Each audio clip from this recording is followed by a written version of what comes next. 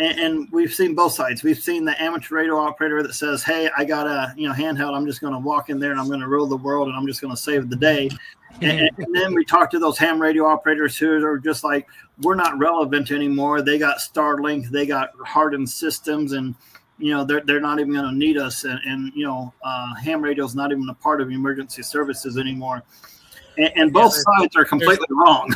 There's always a road on both sides of the ditch.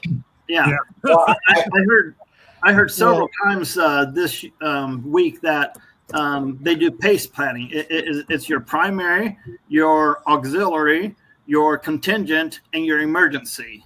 Right. And we fall, we're not the primary or the contingency, plans for communications.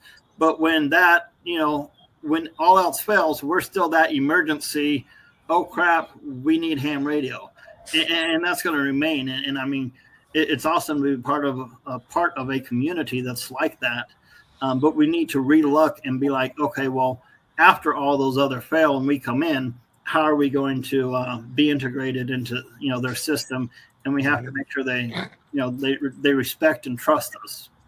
Well, that's like you brought up Oxcom.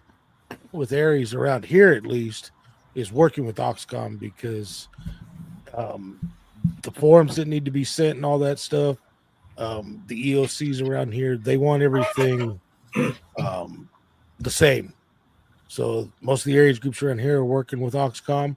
And actually, there's some of the stuff, well, just like the World Cup coming up, they're already reaching out for amateur radio operators for up there because they don't have enough in the Kansas City area.